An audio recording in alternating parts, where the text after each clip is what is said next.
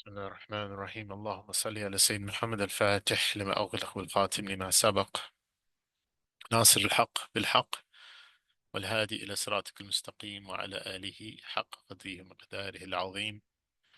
اللهم لا علم لنا إلا ما علمتنا إنك أنت العليم الحكيم. اللهم علمنا ما ينفعنا وانفعنا بما تعلمنا وزدنا من فضلك علما وتعليما إنك على كل شيء قدير. وأفوض أمري إلى الله إن الله بصير بالعباد.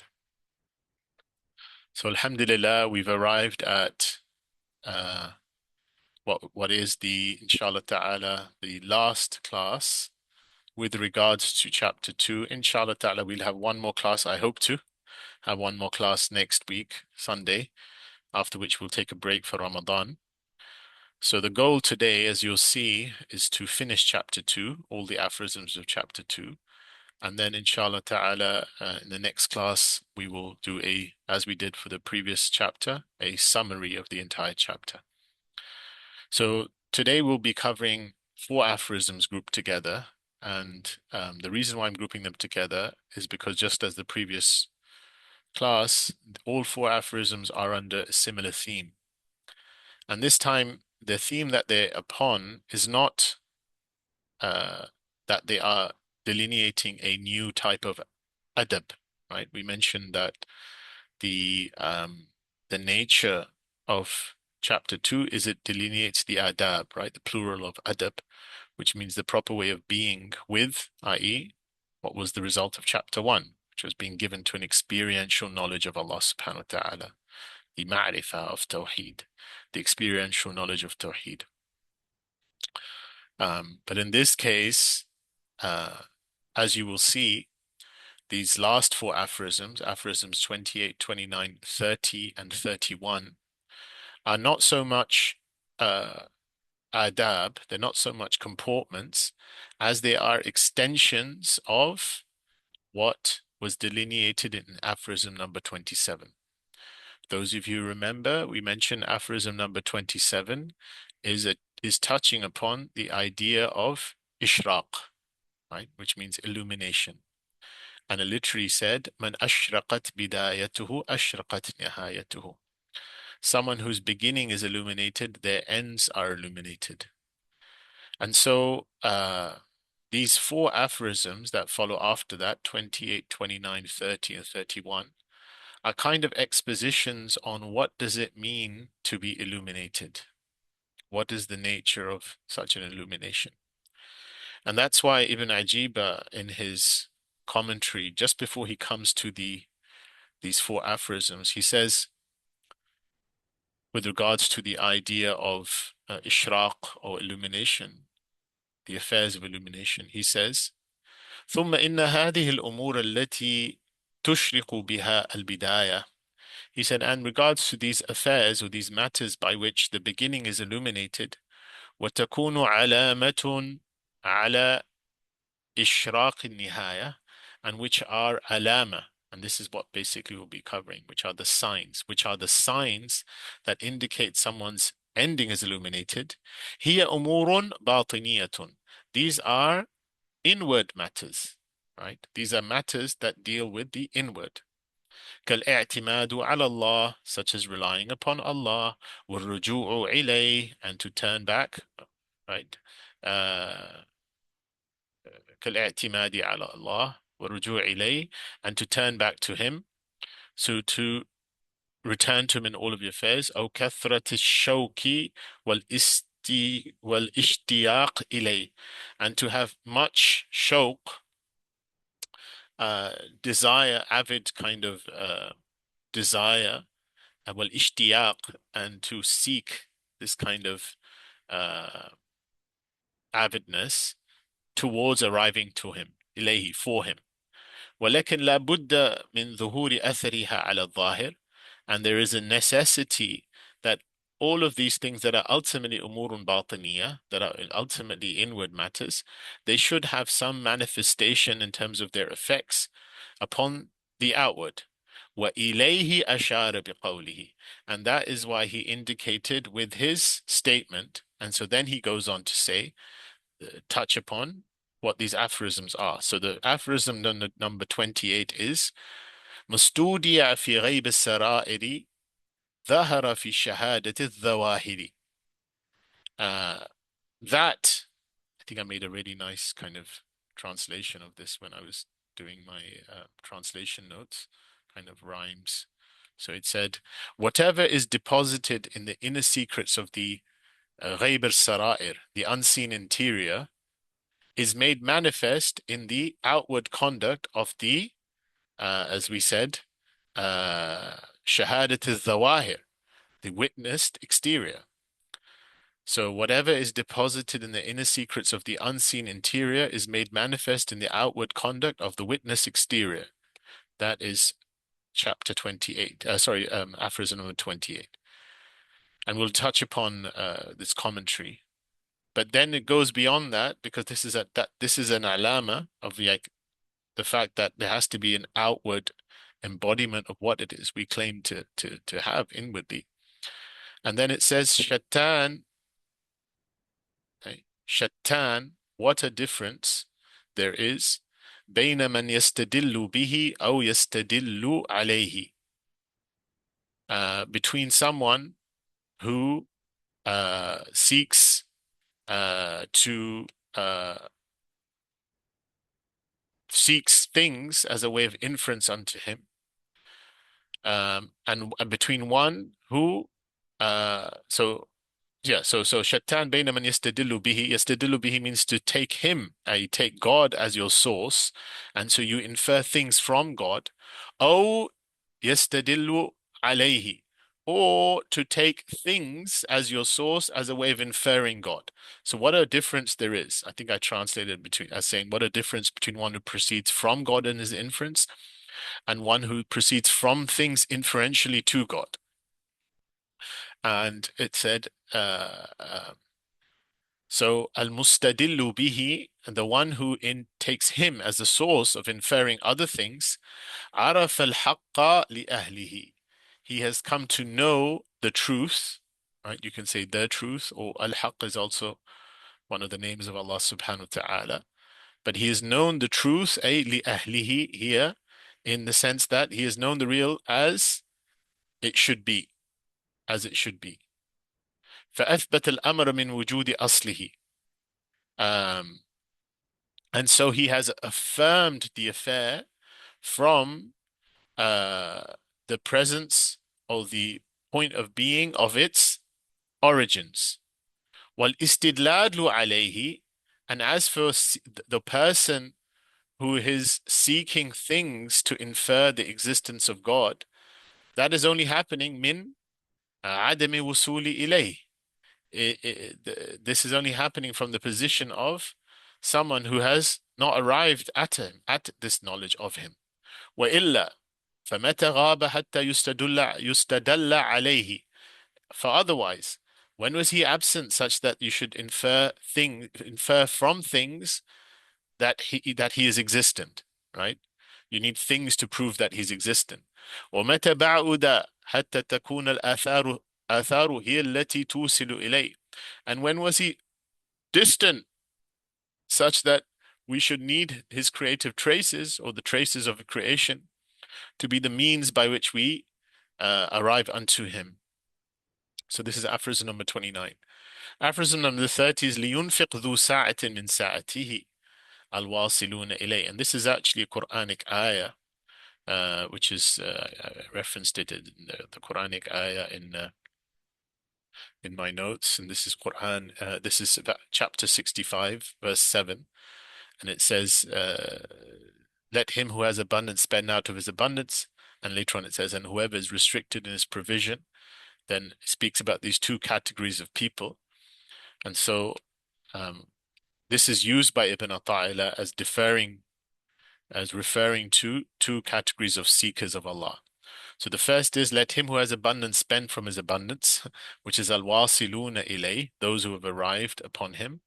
وَمَنْ قُدِرَ عَلَيْهِ رِزْقُهُ فَلْيُنْفِقْ مِمَّا آتَاهُ اللَّهُ. And the one whose risk has been straightened, then let him give from whatsoever Allah subhanahu wa ta'ala has given him. And so this is as-sa'iruna ilay, those are still traveling. And then the last aphorism is اهتدى الراحلون إليه بأنوار التوجه. Those who are still traveling unto him, they are guided by the lights of their orientation. وَالْوَاصِلُونَ لَهُمْ أَنْوَارُ الْمُوَاجَهَةِ. And those who have arrived, they have the direct lights of um, direct, muwajaha means face to face. So this is actually a direct, so it's no longer an orientation, it's direct encounter, anwarul muwajaha. So it says, فَالْأَوَّلُونَ لِلْأَنْوَارِ. So the first category of people who are الرَّاحِلُونَ إِلَيْهِ, those who are still traveling, they are possessed by their lights, i.e. the lights possess them. وَهَؤُلَاءِ أَنْوَارُ لَهُمْ. And as for uh, the the the second category, those who are al-wasilun, those who have arrived, and adwarul muwajaha, then the lights are for them. In other words, they possess the lights. They're not possessed by the lights. The lights are for them. لِأَنَّهُمْ, because they are لِلَّهِ لَا لِشَيْءٍ دُونَ. They are for Allah, not for anything besides. And then he quotes this ayah, قُلِ اللَّهِ ثُمَّ ذَرْهُمْ فِي خَوْضِهِمْ يَلْعَبُونَ. Say Allah. Right. This is a verse in the Quran, chapter 6, verse 91. Say Allah. The Sufis love this verse because it's kind of one of the subtle evidences for the dhikr of Lafz al-Jalala, or say Allah, make dhikr of Allah, and then leave the people who aren't making dhikr fi khawdihim. Khawd means they're just plunging into vain discourse, vanities. Yal'abun, playing, and yal'ab doesn't mean the innocent playing of children here. It means the playing of distraction, or the people who don't understand things as they really are. So, and he's quoted this in the context of saying that the difference between the wasilun and others, those who have arrived at the light. So we go back now to the commentary, and they're all signs, right? So the first is the sign of, basically, if someone is claiming to be mushriq, any mushriqun, illuminated, then as they would say, surely someone who has illuminated interior should have an illuminated exterior. Someone who claims to be enlightened should have enlightened activity and enlightened conduct.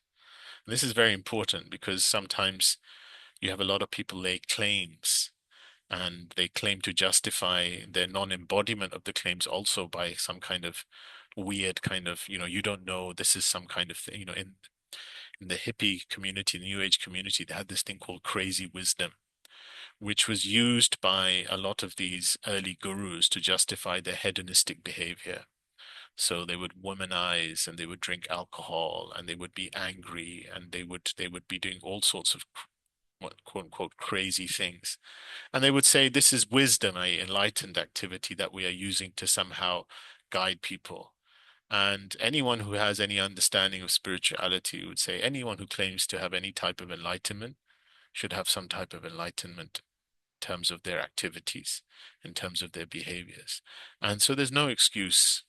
There's no excuse, no guru, no sheikh, no new age teacher, or no old age teacher has an excuse for not embodying the best of character. And this is why the Sufis often say, Man zadakum fi khuluq, someone who is better than you in character is better than you in tasawwuf. You can make as many claims as you want. You can say, I'm this, I'm that, I have this and that, and this and that, I had this great spiritual experience. And the reality is borne by, and where is it in your character? Where is it in your character? And that's why the Quran, when it refers to the Prophet ﷺ, says, وَإِنَّكَ لَعَلَى خُلُقٍ عَظِيمٍ. You are on a great, majestic, most noble character. Because ultimately, as the Aisha radiallahu anha said, كَانَ خُلُقُهُ الْقُرْآنِ. His very character was the lived embodiment of the message he was bringing, Quran. And it has to be that way. Because if a person is claiming to be transmitting something, and it doesn't mean, as some of our teachers said, that we have to be perfect embodiments of every single thing that we might hope to teach, but we have to know that we have to take ourselves account by the very things that we hope to be calling people to. And one of the ways the ulama did that is that they would know that whatsoever they ask of others, they ask of themselves first. The distinction between an alim, a teacher, who is a amil, who is acting on what he acts, what he knows, is a distinction between someone who is they call it ulama as-su, the evil scholars, and someone who really is someone who comes under the category of the ulama who are warathatul anbiya, who are inheritors of the Prophet sallallahu alaihi wasallam.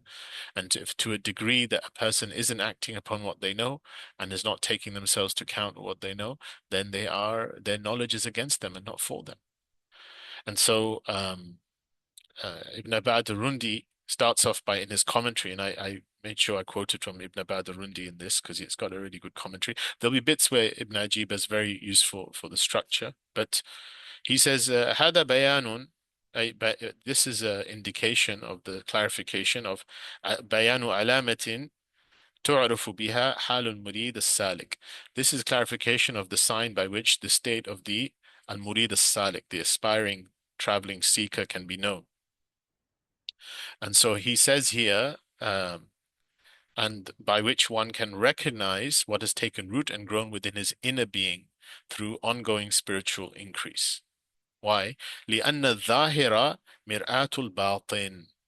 Because the outward is a mirror of the inward. Right? It's very important. كما قيل, as it has been said, outward conduct points to inner character. Right?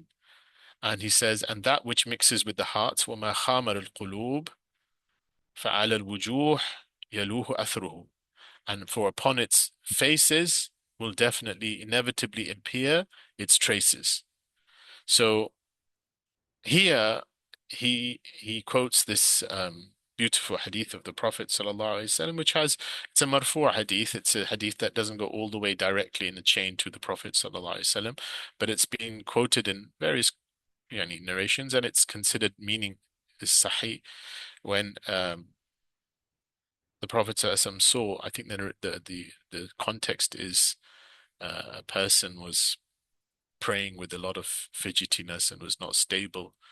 So he said, the Prophet ﷺ said, لو خشع القلب هذا خشعت جوارحه. If the heart of this person was humbled, his limbs would also be humbled. And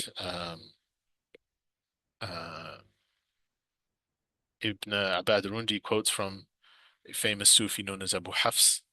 He says, حسن الأدب الظاهر عنوان حسن أدب الباطن.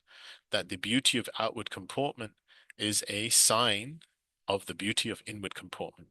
And then he gives this story about Abu Hafs when he comes to Iraq to visit Al-Junayd, Imam al-Junayd, the great scholar of the Sufis.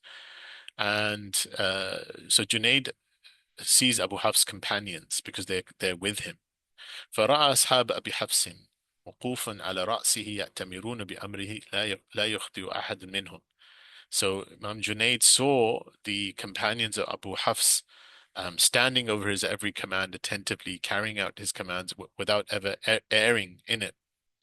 And so Imam Junayd says to Abu Hafs, Ya Abu Hafsin, أدبت أصحابك أدب الملوك. He said, Abu Hafs, you've disciplined your companions with the discipline of kings.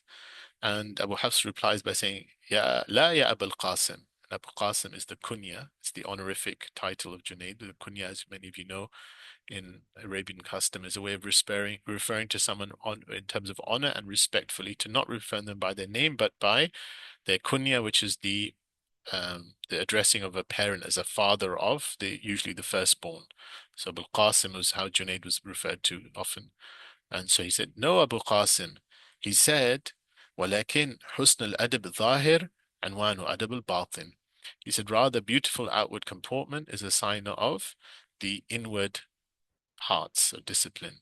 So this is the context in which Abu Hafs said that statement. And then Ibn Abad adds, he says, Kultu, I say rather, he says, even more emphatically, he said that beyond this thing, he said it's important, as to turn it back to the murid, that there needs to be for the murid and يعرف نفسه, to know himself وَيَكُونُ مِنْ أَمْرِهَا عَلَى بَصِيرَةٍ. He should know himself from this inner discernment. And basira is this very important thing that we need on this path. As we are traveling on this path, we need to hone in on this inner ability to discern. And that is effectively the ability to see things through light, right? And that the Quran says that it's not the eyes that go blind, but the hearts within the breasts or the chest that go blind. And here the idea is that this heart vision or heart seeing is basira, seeing things through the light of the heart. And so what does that primarily meant to be used for? It's meant to be used for a person looking at his own reality, to not be deluded by it. And so he says a person needs to look at the state of his own soul and not be deceived by what he imagines to be the soundness of his inner state when his own outward conduct contradicts it. Right? And this is the difference between the way of nifaq. The way of nifaq, the way of hypocrisy, is to never see your own reality, because your gaze is premised on the egoic vision, me, myself. That's why the nature of the munafiqun say, إِنَّمَا نَحْنُ مُصْلِحُونَ. Oh, we are the rectifiers. We're the best of people.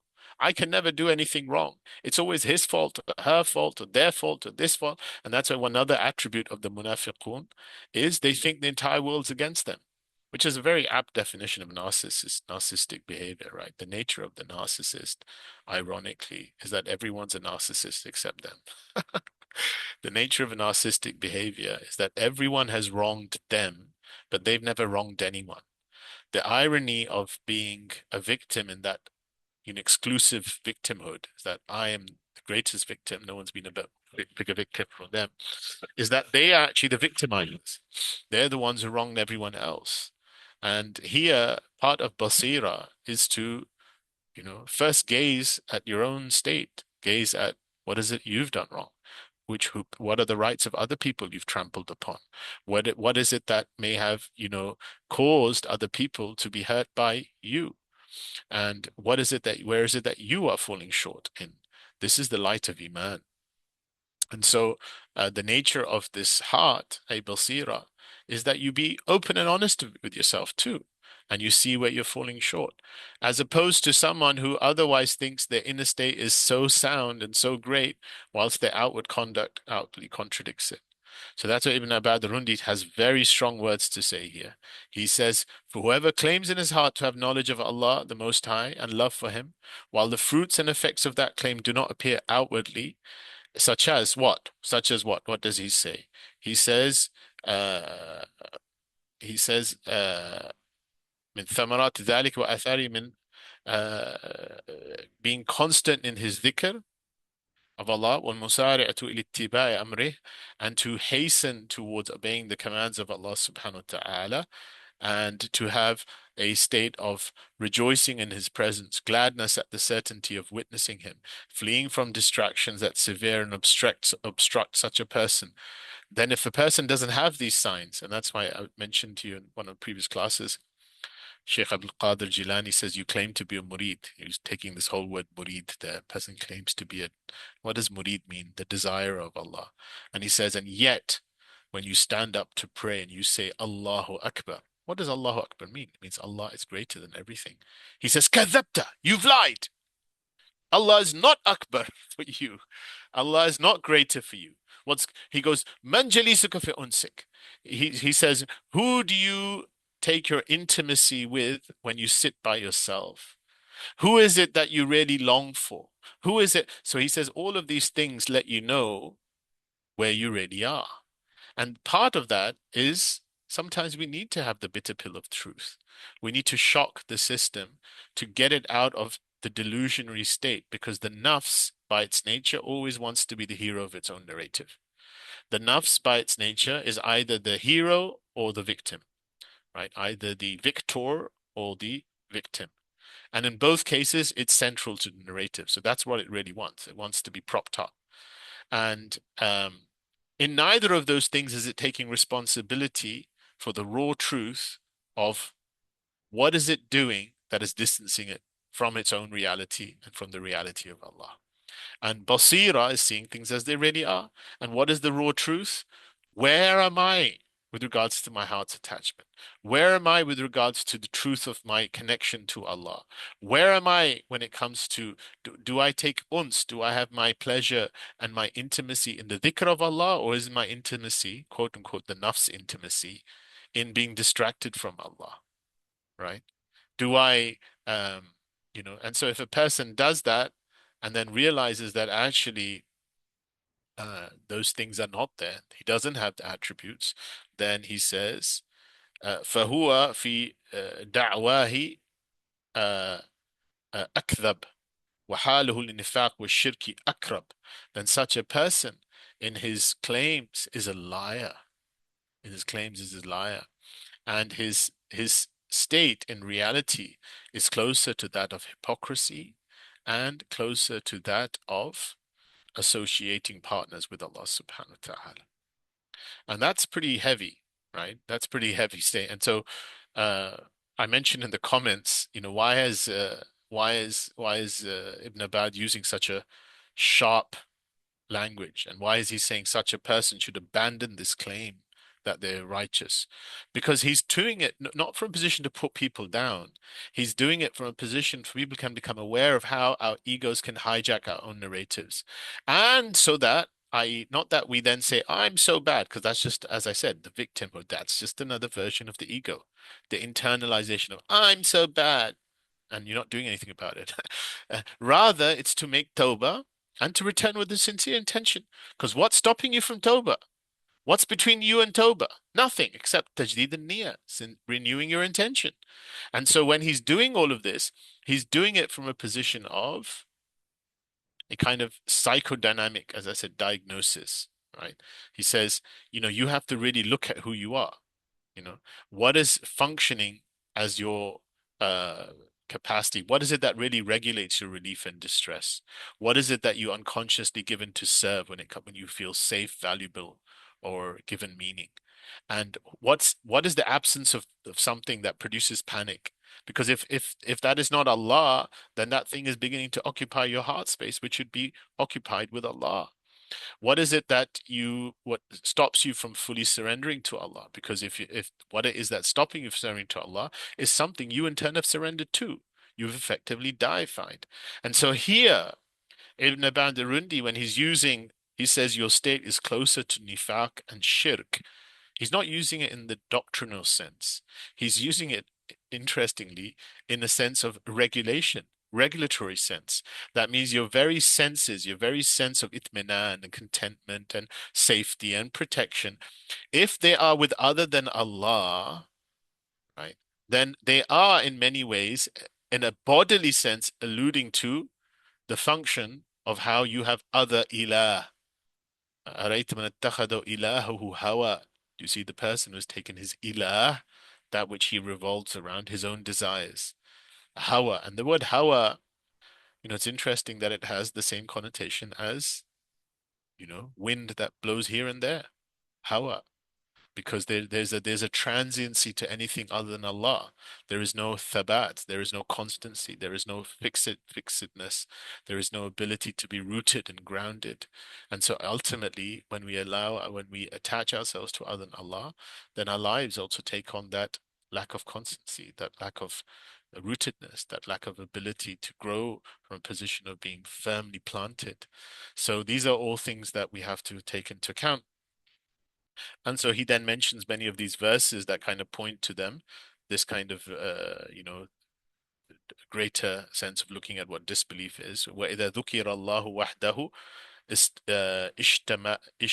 اشْمَأَزَّتْ قُلُوبُ الَّذِينَ لَا يُؤْمِنُونَ بِالْآخِرَةِ وَإِذَا ذُكِرُ الَّذِينَ مِن دُونِهِ إِذَا هُمْ يَسْتَبْشِرُونَ. Surah Az-Zumar. He said, when God alone is mentioned, the hearts of those who do not believe in the hereafter, i.e., truly, shrink with aversion.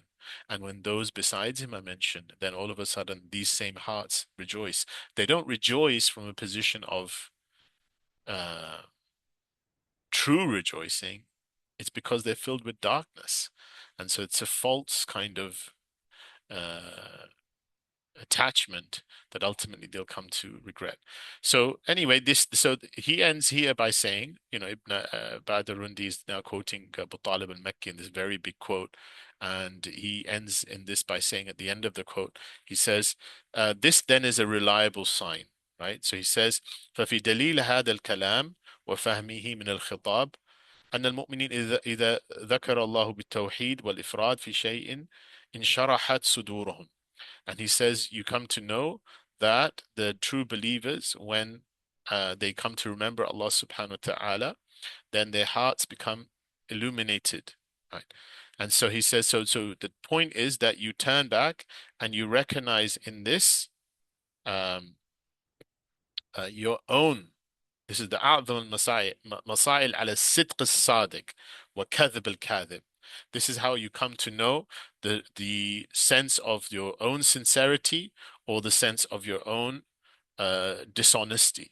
So to take yourselves to account, to look at your own heart and see how is the reality of Tawheed in your heart. It's one of the greatest of criterion. And then it goes on to the next aphorism is then speaking about when we've oriented ourselves towards Allah, do we see where is it that we see we are in regards to our journeying? So it says, as we quoted, "Shattan bayna man yastadillu bihi aw yustadillu alayhi." What a difference between one who proceeds from him in his inference and one who proceeds from things inferentially to him. المستدل به عرف الحق لأهله فأثبت الأمر من وجود أصله والاستدلال عليه من عدم الوصول إليه وإلا فمتى غاب حتى يستدل عليه ومتى بعد حتى تكون آثاره هي التي توصل إليه. So we said aphorism number, I think this is 29, right? If I'm not mistaken. Aphorism number 29, yeah. So he says, he who has him as a reference point knows the real as he is and infers any matter by reference to its origin. And he says, those who are arguing, and some will be familiar with this kind of argumentation that this means this means this means this, and therefore we can use, i.e., like the Kalam cosmological argument, that God exists. But you know, this is actually the opposite to the way reality is. The most manifest of manifestness in this world should be God, if we're seeing things as they really are. But if we're seeing things veiled from as they really are, then we give the athar, the creative traces of Allah's creation, primacy over the manifestness of the Creator through His creation. And so inferential argumentation, we say this means that, this means this means this, can only come from the absence of arrival to this reality, the absence of arrival from this disclosure. And that's why he ends by saying, وَإِلَّا فَمَتَى غَابَ حَتَّى يُسْتَدُلَّ عَلَيْهِ. When was he ever absent? That such that you need things to determine he is present. Or متى بعد حتى تكون آثاره التي توصل إليه. When was he distant, such that created things themselves become the things by which we need to arrive unto him. And he's not using absent and distance in a temporal-spatial sense, but he's using them as a very ground of being, i.e., temporal-spatialness or the sense of time and space is itself a disclosure of Allah subhanahu wa ta'ala true. And so here Ibn Ba'darundi, interestingly, he quotes this verse in Surah An-Nahl, which is, he says, وَاللَّهُ أَخْرَجَكُم مِّن بُطُونِ أُمَّهَاتِكُمْ لَا تَعْلَمُونَ شَيْئًا. He says, Allah brought you from the wombs of your mothers without knowing a thing.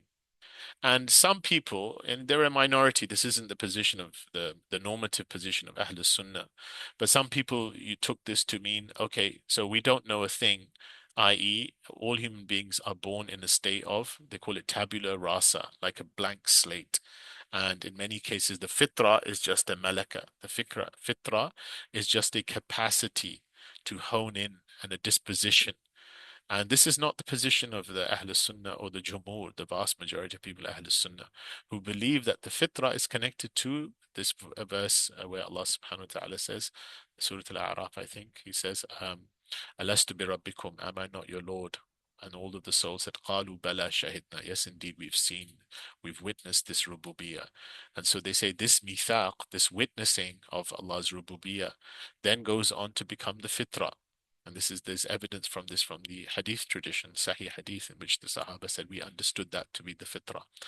So how do we join this thing with another hadith or many hadiths that point to this kullu mawludin yulad ala fitra, every child is born upon the fitra, and the fitra is this primordial knowledge. With this Quranic narration which seems to say, Wallahu akhrajakum min butuni ummahatikum la ta'lamuna shay'a. Allah brought you from the wombs of your mothers and you didn't know a thing.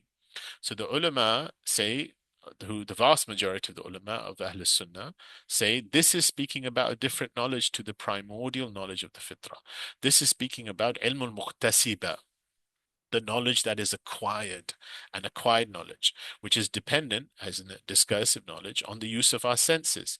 And the evidence for that is straight after that, after this verse, Allah subhanahu wa ta'ala then refers to the senses after that. It refers to, and He made from you hearing, sight, right? He says, وَجَعَلَ لَكُمُ السَّمْعَ وَالْأَبْصَارَ وَالْأَفْئِدَةَ. He said, and He made for you hearing, sight, and hearts. And so that's why they say what's being implied in this is that these are not sensory faculties. These are only, the hearing here is meant to be used for receptivity. Sight is meant to be used for discernment. And the heart is that which finally engages with meaning. And so the point of this is that you were given, you were born on fitrah, you've been endowed on fitrah, but you are, in terms of your iktisab, in terms of your acquisition, you do not see, or you do not have agency to know you're on fitrah yourself. And that's actually part of the reason why the ulama say this is how children lose the fitrah, because they don't know they're on fitrah. And so what they're meant to do then is they're meant to use their sensorial experience of this world to return back to that. To that which they were endowed with, they're meant to now return to through iktisab, through acquisition. Because at some point, from the wisdom of Allah, they lose what they were endowed with, so that they can then come back to through their own sense of agency, which is the iktisab.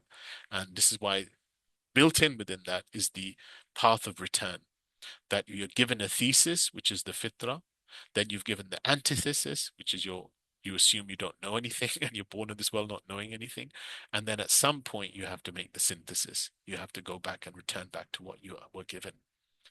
And if we understand that, then we understand here why he goes on to this, that in our synthesizing, in our coming back to the heart, there are those who are muradun and those who are muridun.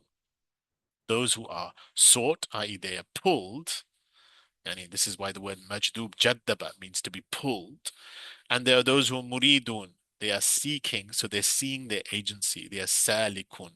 So they're the classical distinction between two people on the path. They're considered on the path because they're given to have divine experiences.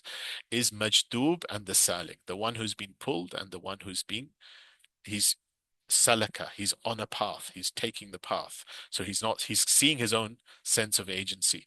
And in reality, there's a beautiful statement here. He says, وكلاهما مراد أي ومجدوب وسالك وكلاهما مراد ومجدوب أي both the one who is seeking and both the one who is being pulled are على التحقيق. They are the same. I.e., they are, in reality, both are sought and both are attracted. So what does he mean by that? I made a comment here, and this is, in some places, this is called the direct path, which is the path of Jadab and the path of Suluk. There is no, actually, when we make these distinctions, there's no clear, like, here is the direct path and here is the indirect path, here is the salik and here's the majdub.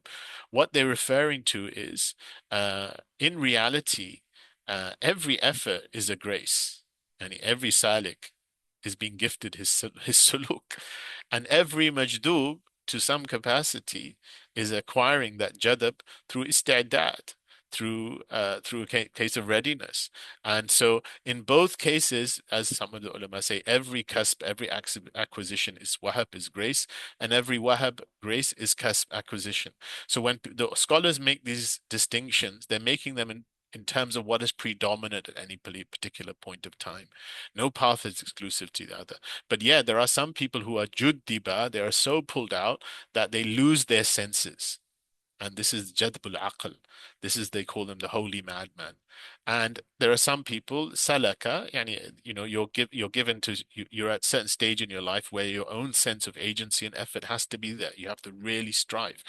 And so generally speaking, the ulama always caution the salik from keeping the company of the jadab, of the majdub, because they said because the majdub is not seeing means and the salik needs to take the means, and so they said firru min al majdub kama tufirru min al asad, flee from a majdub as you would flee from a lion, something, because it could be detrimental to you on your path. At other stages, if you acquire the maturity to know that you actually, the majdub is majdub from one capacity and he's not to be emulated, but you know there still is a spiritual weight to a jadab, to sometimes a majdub, then you can, to some capacity, enjoy the companionship of a majdub, because they people who can connect you to Allah.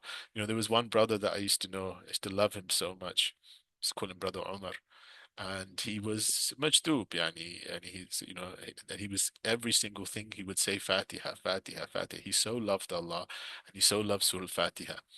And, when you see him praying, you can't, take from him the rulings of prayer because his mind can't follow the normal fiqh that we would talk about. So he's praying, and then once in a while he'd be going, "Oh Allah, I love you," in the midst of prayer. He's going into a love story about Allah and everything. And you can't sit there and say, what madhab do you follow? What's your fiqh evidence? What is this?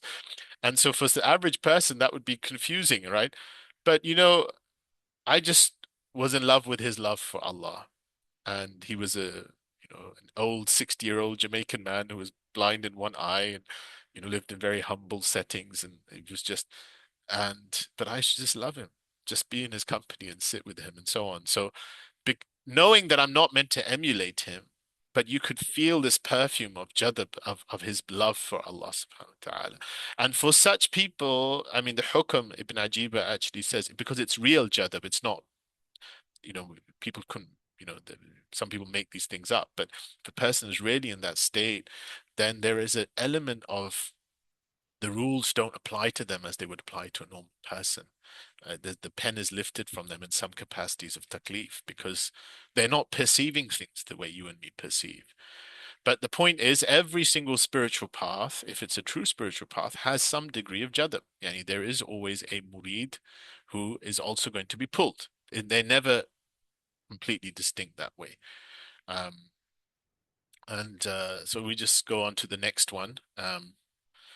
And then he says لينفق ذو ساعة من ساعته الواصلون إليه ومن قدر عليه رزقه السائرون إليه, which is aphorism number 30. If you can just put up with me for the next 5-10 minutes, then we'll finish these aphorisms. So those who have arrived unto him, let him who has abundance spend out of his abundance, and those who are still journeying unto him, and whoever is restricted his provision, which is they're using the Quranic ayah, as we said, 65 verse 7, and distinguishing between two different types of people. And here it's speaking about another sign that a person should have, which is what? Their sense of sa'ah, expansiveness.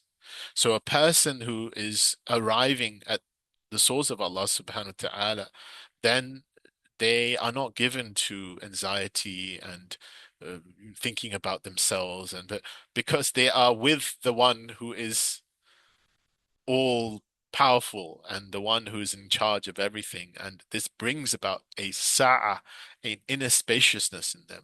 So they're always responding flexibly, they're giving freely, they act without inner friction because they have a liyunfiq ذو ساعة min ساعته. Let him who has abundance spend of his abundance. Now, he's using this verse about risk abundance in the most widest sense, in the spiritual abundance. And the one who is still journeying, there was some type of restriction, right? The salik has an inner rationing of nature. And the best distinction is how the Prophet ﷺ, saying Abu Bakr would come and he says, I'm giving all my wealth for the sake of Allah, right? Allah and his messenger. And the Prophet ﷺ allowed him. And I think there is a narration that somebody tried to do this and the Prophet said, no, you can't. You should give something back to your family and so on, because he didn't have the capacity to bear that spaciousness or to bear that sense of abundance that Sayyidina Abu Bakr had. And this is not, it's just a realism of knowing where we are. And at some stage, as we're going along, we may need this scaffolding, the necessary scaffold that the Salik says, okay, I need a little bit of, dependency on this and structured understandings and some kind of managed spirituality. But when the person who arrives at a reality, then they just become this outpouring. And that's alluded to in the last aphorism, Hikmah number 31. اهتدى الراحلون إليه بأنوار التوجه والواصلون لهم أنوار المواجهة. So those who are still traveling, they are guided by the lights of their orientation. So this journeying, and this is another way of knowing, because the whole thing starts with this idea of ishraq, right? Illumination. And the point of this journey is that lights beget lights, right? You get closer and closer to higher and higher degrees of light. And the lights, what's the purpose of lights? As you are journeying, you're initially seeing your human agency. So your acts of worship, your spiritual striving, your endurance, your effort, all of this is needed because they in turn provide a sense of lights that help you, motivational lights, intentional lights, lights of alluding to things in the future. And in such capacity as these lights are anwarut tawajjuh, they're oriented you in the right way. In many cases, these lights are pulling you along. And so you belong to these lights, right? And that's why they said, فَالْأَوَّلُونَ لِلْأَنْوَارِ. The people who are still journeying are belonging to the lights. But then we come to, just in the previous, as du sa'atin. A point comes when the person arrives at Nur al-Anwar, the source of the lights. And the nature of this source of lights is, the scholars say, Anwar al-Muwajaha. And muwajah means face to face, right? Direct encounter with the source of lights. And at that point, ulama say, ha anta wa ha rabbuka. The scholars say, here you are and here is your Lord. Or ha rabbuka wa la anta. Here is your Lord and here you aren't. Because the nature of this ta'arruf, of this disclosure, and the nature of this taqarrub, nearness, is that it's nearer than near. It's nearer than near. So you lose the sense of now I am traveling through this, and you become the person who are traveling through the light because the light is the very essence of your being. And so that's why the Prophet ﷺ, one of the most powerful dua, he would say, "Oh Allah, bring light into my hearing, light into my sight, light on my left, light on my right, light in front, light behind, light above, light below. I light from every direction." And then he ended by saying, "Waja'alni nura," make me light, make me light. So now it becomes, instead of the light coming to you and the light being that which is aiding you, you become the light itself. And if you become the light itself, it means you are with the Nur al-Anwar, at which point the light is acting through you. You become the source of the input of light in this world. You are acting through the source of the light. And that's why it says, those are the people who truly belong to God. وَهَؤُلَاءِ الْأَنْوَارُ لَهُمْ. The lights are for them. They're the people who truly belong to God. And they're the people who truly know the reality of قُلِ اللَّهِ. Say Allah.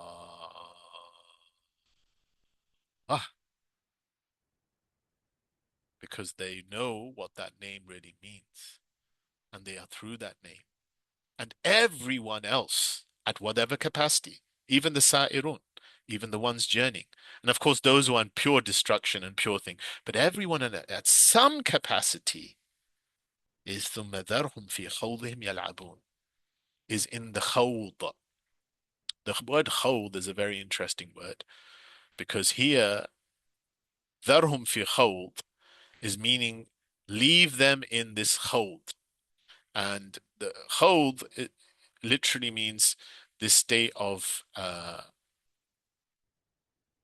vanity and being plunged in something. And so this idea is that their people are given to being immersed in other than Allah subhanahu wa ta'ala. And they are in that vain, empty immersion, they are yal'abun, which is why the la'ib is often joined with the khawd, right? The doubt, the falsity, the hypocrisy, the this. Yal'abun. What is yal'abun? So the yal'ab, I made a note in the thing to say, when you translate as playing, you might think of, the innocent playing of children and, Yusuf Islam's song, Where Do the Children Play? No, it's not that. It's not about the children playing. It's about la'ib here is the diversion, the adult distraction seeking, addictive, empty playing, which is pain filled, precisely because adults are absent, and it's not the joyful playing of children because they are present.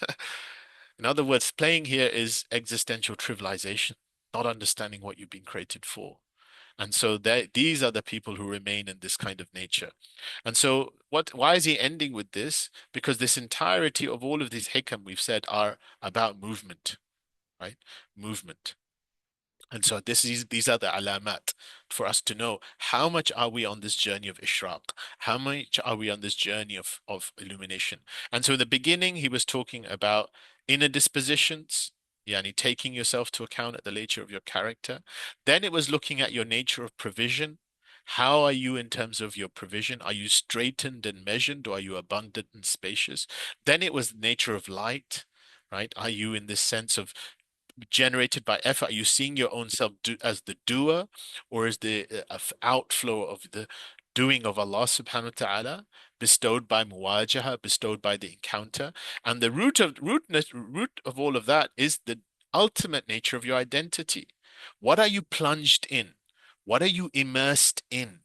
Are you immersed in the trivialness of this world, yal'abun, distracting yourselves to death through other than Allah? Or are you rooted in the reality of Qulillah? Say Allah with every fiber and core of your being. So are you rooted in the presence of the light of all lights? So may Allah subhanahu wa ta'ala make us from the people who are true to this, make us from the people who can understand these lights. And we'll end with Ibn Ajib's final summary. He said, وَحَاسِلُهَا أَدَابُ الْعَارِفُ وَعَلَامَتُهُ. So he said the alama, the signs, and his adab is thamaniya. We'll discuss them in the next class, the summary of the adab. But he said the alamata arba'a. The signs are four. الرجوع إليه في كل شيء, returning to him in everything.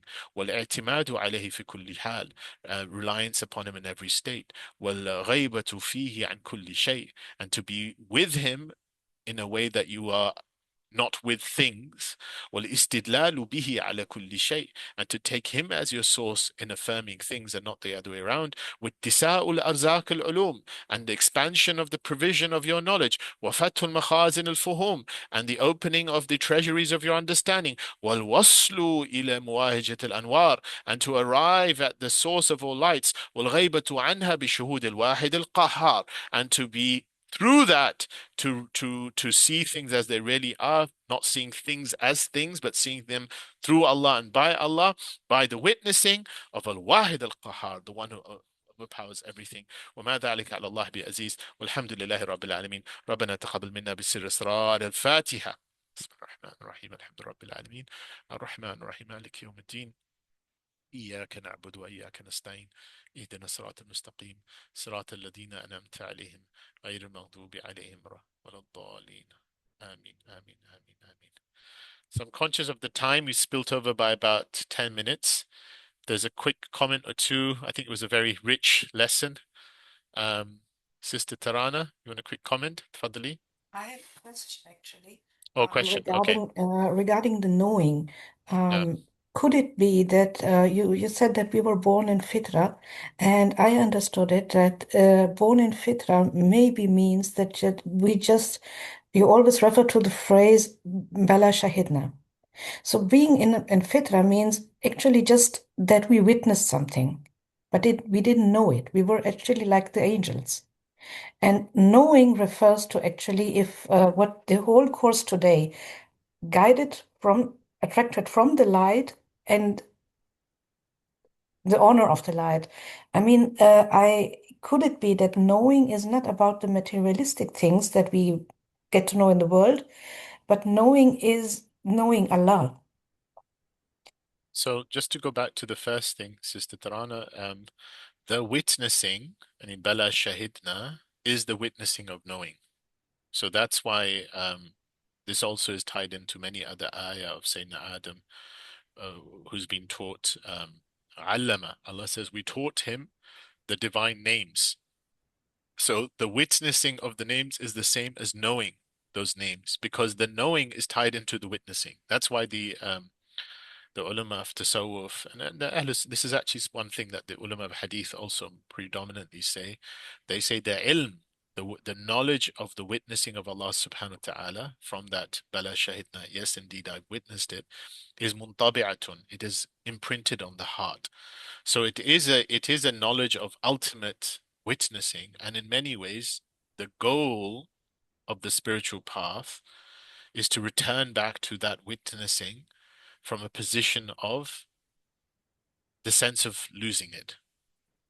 And that is why Imam Junaid says in that is also the word bala, although it is an affirmative in Arabic, it says yes indeed, and it can only come out of an experience. Usually you will say bala because there's something directly happening. But it also is the root word of the word ibtila. Bala also means trial.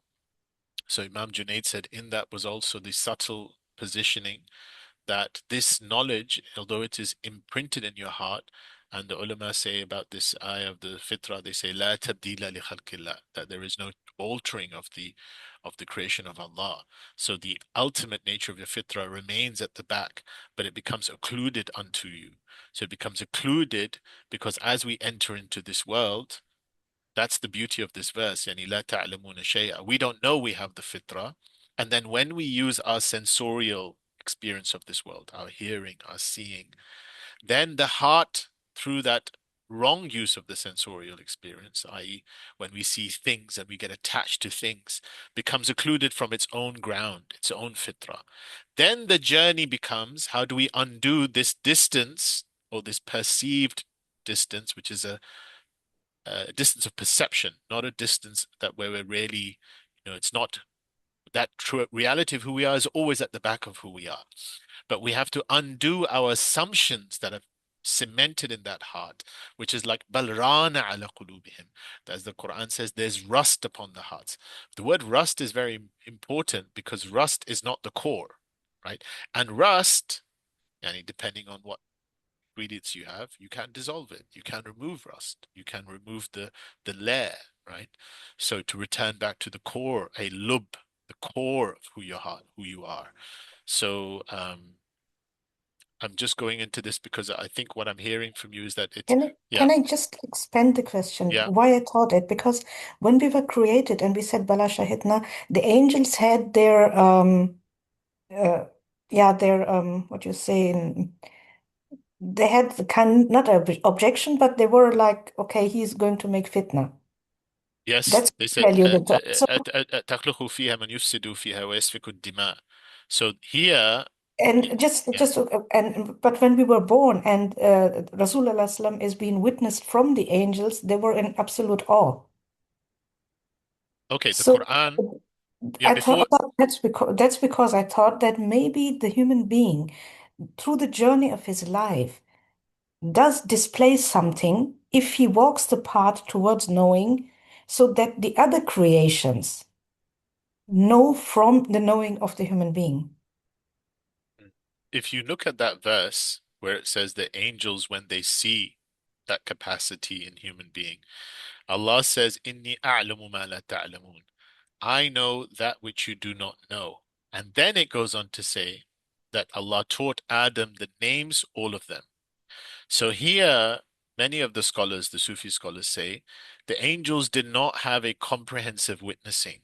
So they saw one capacity of humanity, which is the capacity to be an oppressor and to be ignorant, which is why it also goes on to say, there's a beautiful verse that says that this covenant was given to the heavens and the earth and the mountains, and they rejected it.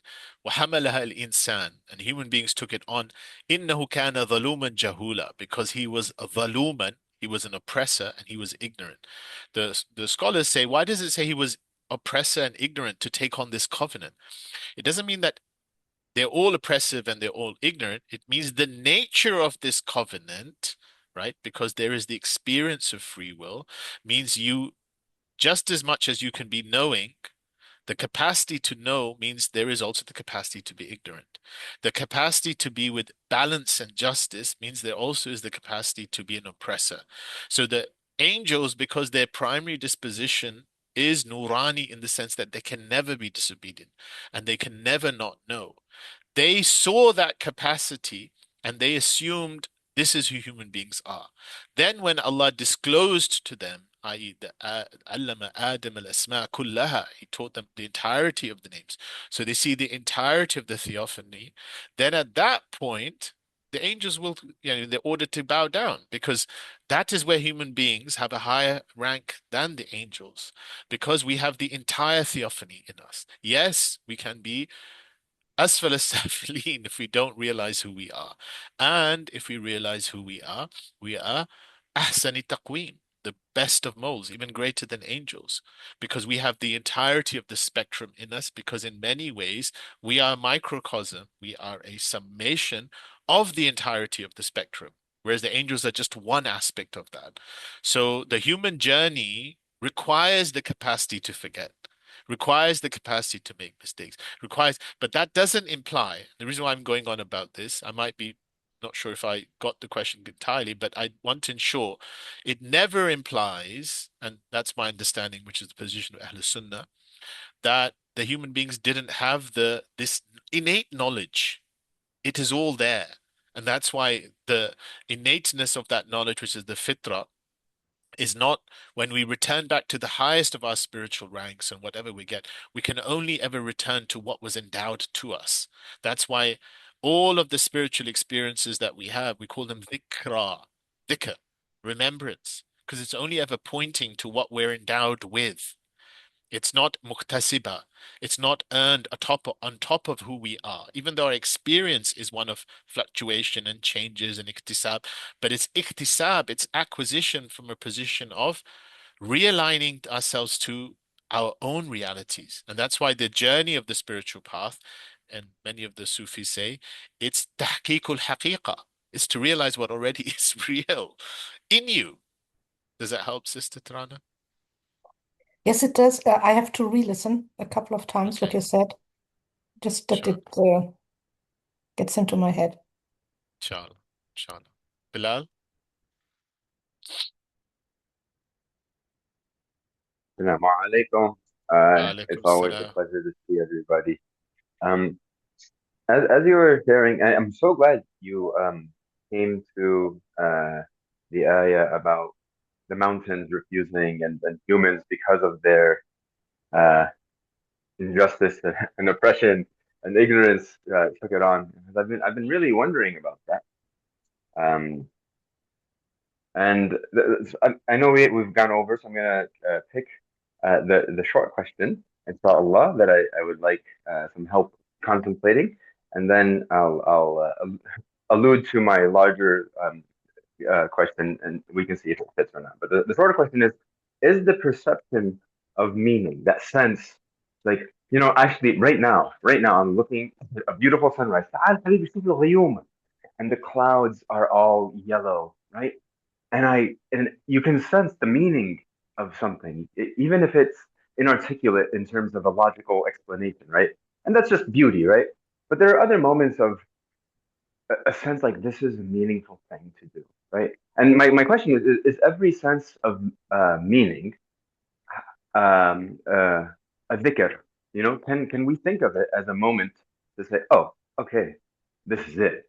This is a type of witnessing or something like that. This is my question. And then how do we know, like, what is the sense of meaning? Is it a phenomenological thing? Or is it something else? That was supposed to be the simpler question. And then the larger question is about telos and how does uh, this idea of an ends fit into this question of knowledge? Okay, so that maybe let's keep it on the meaning one. So, is the sense of meaning a real thing? How do we know when we're really having this perception of meaning? And is it a dhikr? Is it a thing that we can associate with a dhikr or a witnessing? Yeah, Thank you. so the issue with language is that in English, unfortunately, because they say language is always a product of a worldview, right? And for most of us, as products of Western civilization, at least in its modernist context or postmodernist context, when we think of meaning, we straight away become abstract meaning and we distinguish it from form or sometimes more immediate realities. Here, when the word meaning is used, it's actually used for higher form realities because the most immediate experience you have is of, the corporeal experience in the Islamic framework of maratib al-wujud, the framework of existence, is actually the most ephemeral of things. And that's why in the discourse, even the things we were saying, we're calling it athar, any traces. A trace is like a spark, it's coming and going. It's a byproduct of a deeper reality. And so in that capacity, when they say ishraqun, light, they are meaning, and they say ishraq, the light nature of light is ishraqul ma'na, the illumination of meaning. They don't mean abstract, right? They could be, as for example, they could be this nature of, as you described it, you're looking at this beautiful sunrise, and there is, the clouds, and there's something dawns on your heart of something of closeness to Allah. That is a layer that you could say, yeah, that is a meaning that, insofar as it is connecting you to the source, in any capacity connecting to the source, that would come under this, and what we would say meaning. But when they say meaning, and that's another level, and it gets higher and higher and higher. And when they say meaning, they actually mean disclosures. In actually a more immediate sense. And phenomenological is an interesting word, because phenomenological just means like an experiential kind of presence that you are experiencing. There is a phenomenological reality. We can't deny that, right? There's a phenomenological, and so all of these things are phenomenological kind of experiences, right? But in a phenomenological sense, that same use of the term, it becomes more real as the disclosures are happening as to what is happening behind the corporeal reality. And all I'll say is, let's not limit the nature of that disclosure by trying to understand it through a rational mind. Part of it is entering into the domain of light in a way of following the light, anwar tawajjuh, until the light itself enters you into these greater and greater degrees. That's why some of the Sufis would call it hadarat, presences within you. Because when these presences open up, and when you're given to understand, your previous frameworks all dissolve. You can't understand the greater disclosure through the lower platform. And when the rational mind is limited in its understanding, so when the heart opens up to seeing things more and more to light, there is an immediacy to that disclosure. It's not abstract. It's an immediacy to that disclosure, to the point that Yani ajaban, it's wondrous to the arifin who are in this nature of disclosure, of how anyone could take that which is less real to be the pointer to the one who's absolutely real. Because this disclosure is so present when the Quran says, فَأَيْنَمَا تُوَلَّوْا فَثَمَّ وَجْهُ اللَّهِ, wheresoever you look, there is the face of God. It's not speaking to the likes of me who are veiled to then have to go to intellectual process. How can I picture the face of God in this thing? No, because then I'm still in trying to infer the reality or the presence of God from things. I'm still from the people who are sa'irun or istidlalu alayhi bi ashya. I'm trying to determine. No, فَثَمَّ وَجْهُ اللَّهِ. It's because the light has become so anwaru lahum. They are from the lights that they can't look at Bilal and not see al-haq before Bilal. They can't look at any phenomenal reality and not see the real before the phenomenal reality. That is an experience. They can't not, because the one who is more real becomes to the forefront. And so when they see al-haq before Bilal, and I'm not saying Bilal in his localized Bilal becomes al-haq. It's so difficult to explain in a way that is, for someone who's not given to an experience, or at some point is tapping into the primordial experience that they had. Because how can I explain something to you? Maybe at this point you don't have this experience, and maybe you have no cognitive memory of this experience. But yet, what's interesting, sometimes the locus of words can still pull a person to some sense of understanding. And that's actually a pointer to maybe you do have the reality of this experience. And at some level, it's pulling you back to it.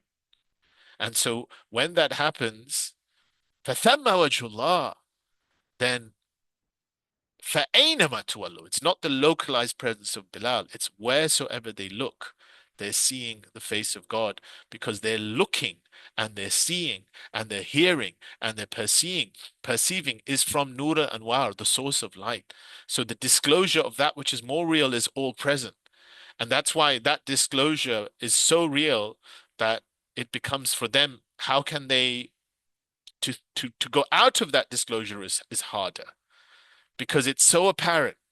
To get out of that, to go back into the fragmented, to go to now I need to abstractly think, is not because the nature, if something's all around you, and how can, if you know you're perceiving things from the very source of light and everything, to say I'm going to think there isn't light, it's just not possible, right? So that's why it is a, to borrow that term phenomenological, it is more real, but yet be very careful of the cognitive categories or categorization by which you're seeking to understand that, even in your language at this point. Does that help, Bilal?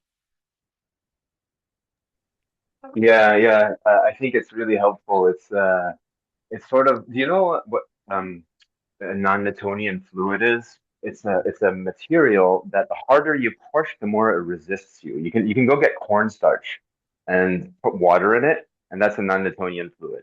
And if you try to like push your finger into it, it'll break your finger.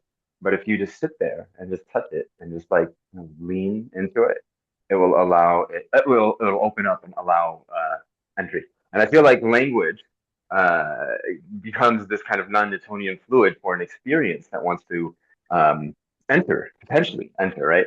And the more you might get excited or think like, oh, is this something important? Should I be, looking or thinking or something? It's kind of it begins a type of resistance rather than entering into, like you called it, like the source of light. You maintain that distance from it because subject object. Anyway, da da da. So yeah, Right. it So, does help a lot. and language can also play both functions, right? There's language that our functional representational language is often already premised on separation, but language can be used creatively to open up to the inquiry whereby it dissolves distinction.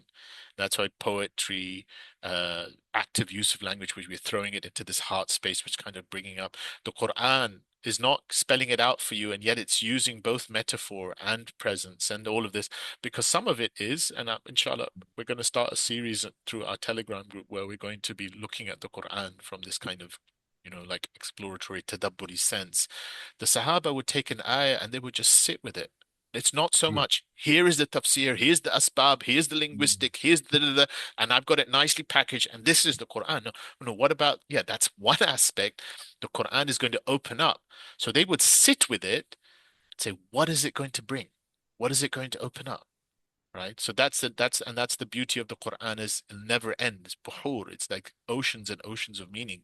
If you had the midad Yeah. kalimatin of the oceans and every the nafid al-bahr, the oceans would be filled, but the meanings would never be encompassed by it, right?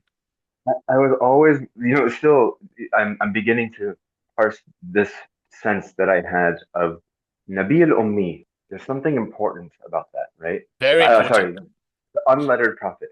But at the same time, taught by the pen, right? And the importance of the word, and Right. also the poetry So and the by the way, Quran. And so this kind of, Nabi yeah. al-Ummi doesn't mean, so Nabi al-Ummi doesn't mean unlettered and stopped. The Sufis always understand Nabi al-Ummi is the one who is open to being taught by the one who teaches. That's what Nabi Mm. al-Ummi means. Ummi means you are open to the divine disclosure through you, because you're not going to articulate from yourself. You're going to articulate from him, It's right? the listener, not the Yeah, writer. exactly. Yeah. And so in that nature, we all want to be ummiyun, whether we have letters or not.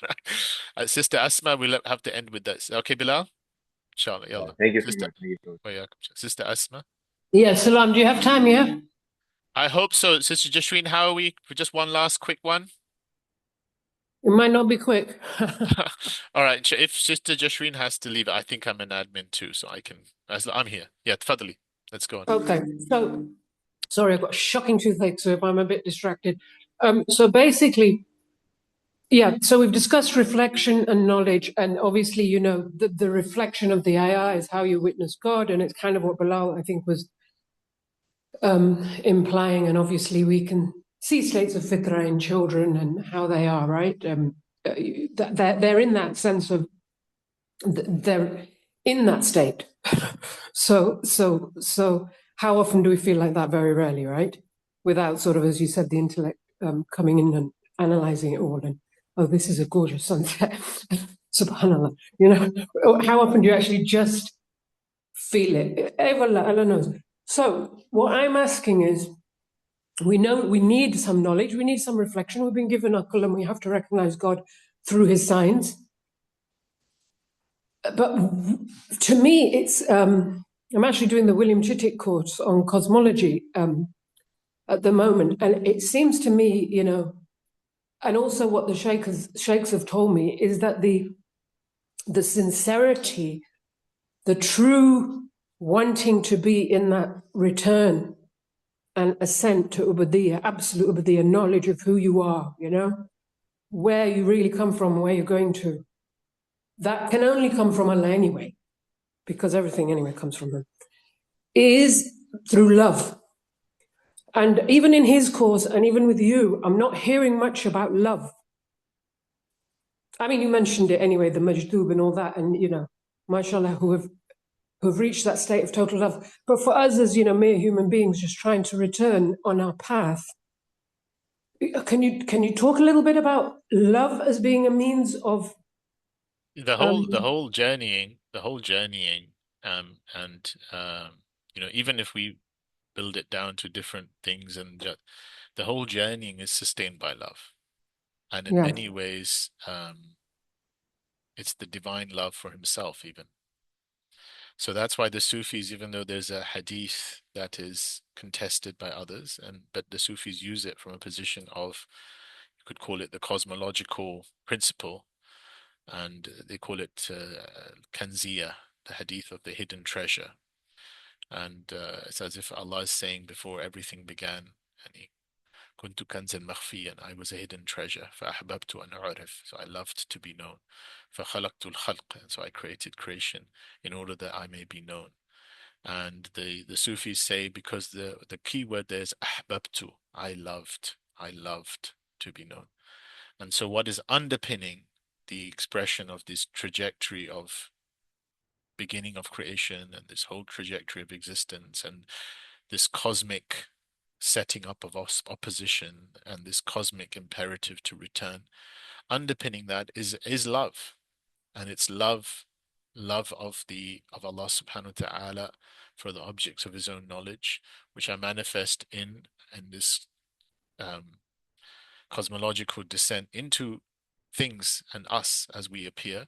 And that's why that's the deeper secret of Bismillahir Rahmanir Rahim as being the cosmic principle of how things originate and how things return, because things are originating through Rahmah, and Rahmah is just another way of describing the love that covers things, love is the love of origination. And that's why the Sufis often refer to the impetus of origination as Nafasur Rahman, the breath of love, how things come. And Ar-Rahim is the perfection of the trajectory of that love of compassion, that love of wanting to be known. So things in their origin originate from love and return back to love. And insofar as our journeying to Allah subhanahu wa ta'ala can only exist through love. So even when I was using the word jadab or suluk, right, being pulled, what is that being pulled from? It's being pulled from the energy of love, right? And that's why I mentioned my friend my friend Omar, yani, let's call him Sheikh Omar, this Jamaican who was, 60 years old, and if you look at him, he'd dress very ragged, and people wouldn't pay any attention to him, and he'd come into the masjid and do his prayer, and he was saying halfway through, he's, "Oh Allah, I love you." Because in reality, right, he's, for some people, this could be hang on, he's not praying correctly, he's not this, but, he's delineating what is a a way of traveling that eventually has to be even for the ones who are journeying and who's seeing, doing things, everything right thing. There has to be that pull of love. Jadab, jadab, jadab. And Yeah, and it's the love of Allah for us as well, right? That you yeah, of course. But when it's all him anyway. He's generating the states within us. So there's no point even analyzing it. But I suppose, as you said, the best examples are those people in whom you witness that love, and then and for also, whatever reason, I've got a friend of mine who just lost her mum recently, single mum, Somali, mashallah. She spent her life, even though she had very little physical resources, no education, came to this country at the age of 15 or something, savage, being married and whatever to someone older than her. And she just passed, and mashallah, I have to tell the story because it's so beautiful. She literally on Wednesday, she asked all her children to come down. She had breast cancer for a year. She was struggling and all. And then they all come. And the last one came because of her job. She couldn't come till Friday. Then 20 minutes after she arrives, she looks around at each of her children and she says, Shadu an la ilaha illallah. And she dies. And to me, that is somebody who, and then afterwards you find the stories of how much she helped her community and how many people used to go to her for comfort and all that. So I think I do think that it's a state. She didn't sit there intellectualizing or generating some kind of philosophy and theory about return. She just was in that state, but also that state came to her as a blessing from God. So I suppose but that's what. I don't think Sister Asma, when the scholars are, they're not, by the way, none of these scholars are philosophizing when they talk about return either, and they're not No, generating theories. they're just Yeah, explaining what they this is an recognize. Yeah, outflow of the manifestation of the yeah, love in them. It's a discourse of love, and the point is that your central point is there. It's that no one's going to succeed on this path unless there's love. In fact, that's yeah, the whole point of it. Yeah, and yeah, so yeah. it's yeah. No. Subhanallah. Thank you so much. وإياكم إن شاء الله وإياكم ستة أسماء إن شاء الله. Okay, بهذا القدر كفاية لمن أدركت العناية. To this degree there is sufficiency to whomsoever finds the divine clemency. سبحانك وبحمدك سبحان العظيم والعصر إن الإنسان لفي خسر إلا الذين آمنوا وعملوا الصالحات تواصوا بالحق وتواصوا بالصبر. السلام عليكم ورحمة الله وبركاته everyone. وعليكم السلام ورحمة الله